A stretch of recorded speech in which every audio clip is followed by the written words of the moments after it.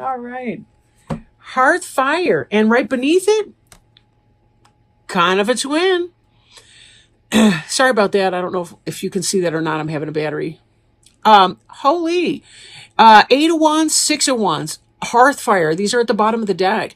Hearthfire is about family, kith, kin, everything centered around the fireplace, right? Perfect time of year for that.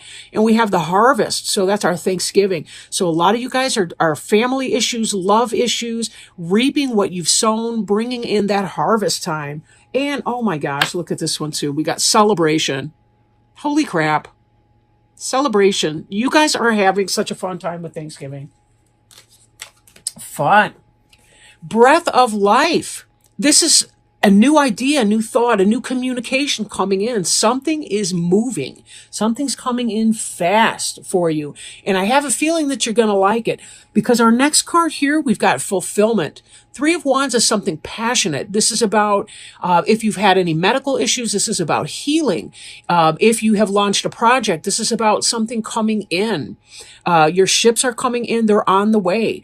This is about all kinds of wonderful things. 3 is such a solid foundational number, right? There's a lot of cards in here that indicate that some of you single cancers may be experiencing a relationship that's been coming up. We'll have to see kind of how that plays out, right? We do have coming up here the Hermit card. That's not necessarily a bad thing, though. With the winter, that's kind of the way that it goes. And this card has associations with the Feast of St. Stephen, who's in December. So this card is about going within. It's about taking time to yourself, wisdom, studying, learning things, following your own path and being alone, being single until you absolutely meet the person that you don't want to be single anymore for. But this is all about new beginnings. Right? Figuring out who you are and where you want to go. Like, let's look at this next. The 2 of Cups attraction. It could be that that's what's breathing some new life into you. There's an attraction that you're having for somebody else. And 2 of Cups is a great harbinger, whatever. But it's a love. It's about you fill up your cup. Somebody fills up their cup. Both of you filling up each other's cup. This is soulmate attraction, right? Romance. Passionate, loving romance. Beautiful card. I want to point out as well the Page of Cups that we have coming in. Kingfisher, this is about new offer of love, and it ties right back with our 2 of Cups and our passion in the Ace of Arrows, our new communication coming in. Both the Page of Cups and the Ace of Arrows are communication coming in. This is a tangible offer of something. This Kingfisher's offering love. And the legend of the Kingfisher is about someone who loved his woman so much that he did not want to let her go, even though there was parental pressure to avoid that. But this attraction here, the soulmate relationship, happy, joy in love, lots of joy in love. This Sun, wish fulfillment. Happiest card in the deck. Bright, sunshine, manifestation, birth of something new, lots of energy, masculine energy. In fact, we've got this King of Wands here, and King of Wands, adder. This is another good symbol of healing, although this can be something of a dominant struggle, but this is about a fire sign like an Aries, Leo, or Sagittarius coming in. We see double with the Leo because the Sun card is the planetary ruler. The Sun is the planetary ruler of Leo. And then our 3 of Wands card with the fulfillment. And again, we got the double caduceus. So people with healing issues, you're going to be feeling so much better. Try not to overstuff though with the bird. But this energy here, again, we've got this powerful fire energy coming in. This is passion. This is hot sex. I am envious. Okay. I may or may not be kidding. I'm going to let you fill in that blank. Then we have the waters of life represented by our Ace of Cups. So we have the 2 of Cups, attraction. We've got the Ace of Cups and the waters of life. Ace of Cups is filling your own cup up first and then allowing it to overflow and to spill over and benefit someone else. These guys are filling up each other's cup, but they're filling up each other, their self first. It's always necessary for the healthiest relationships to be sure that you're taking care of numero uno, right? Numero uno. Ace of Cups is about the beginning of a new love coming in. This also ties in with the Page of Cups. So if you have been wanting a new romantic relationship, this is the reading you've been waiting for. Even Nine of Arrows here. We've got the dedication card. Nine of Arrows, air sign. This is someone playing playing the bow and arrow like a musical instrument. This is about dedicating yourself to a higher purpose. Now, we saw this attraction energy and this getting together with your King of Wands. Doesn't have to literally be a fire sign, but it's somebody operating in that energy. Lots of joy, lots of love, satisfaction, fulfillment, what you've been wanting coming in. Even though we do see the Hermit card and the waters of life, which could be about self-care and self-love coming in, and dedication, making sure that it's what you want. I think some of you, in spite of your excitement about this person, may be very careful to go slow. Make sure that it's actually what you want and that you're not losing yourself in the we of it all. And that's a very, very important, very smart thing to be. But basically, and we can tie this all back here. We've got this energy of home and hearth fire. For those of you that may be finding new love, you've already got family. You have family, you have a feast coming, and you've got a celebration of that. And you are putting your family and yourself first, and this new relationship may have to, not that you don't care, but to the contrary, but it does mean that you're not willing to forego your family festivals and your family relationships just because somebody new is coming in. You are putting yourself and your family first. And this indicates the learning of a karmic lesson. The learning of a karmic lesson, self-care, self-love, putting yourself first, and knowing that the right one for you, the right people for you, friends, the right lover for you, those individuals are going to be happy that you're putting yourself first because they're going to want you to be happy and fulfilled entirely. And they're not going to want the stress of having to complete 100% of your self-satisfaction. It's an impossible task to do. The healthiest relationships are when two individuals come together as individuals to share and to walk alongside one another in that journey, going in a common direction. But if you don't know where you want to go, that's what happens. We get codependent with people. We get off of our own path.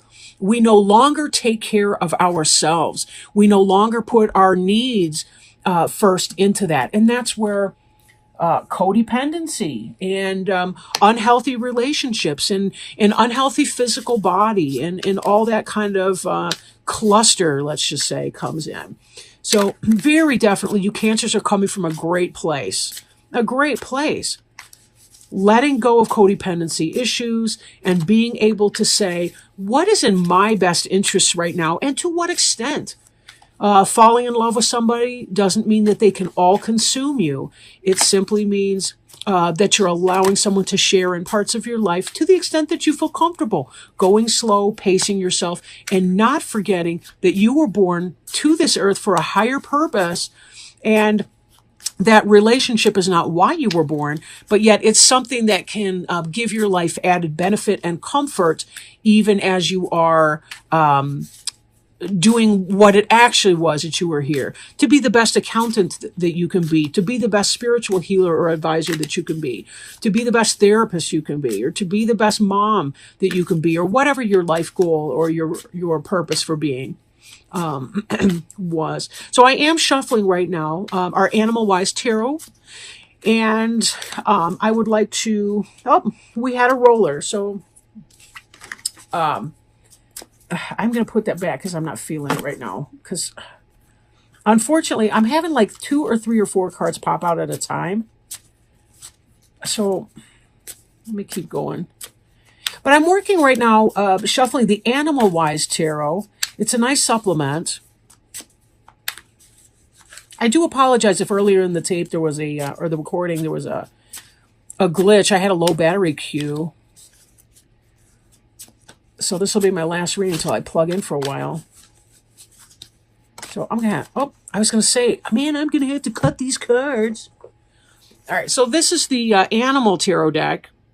Animal Wise Tarot deck by Ted Andrews. This is another deck I've had for a good long time. And the card that fell out is the Wheel of Fortune, which is the 10 of the major arcana cards, meaning it's about spiritual growth and development.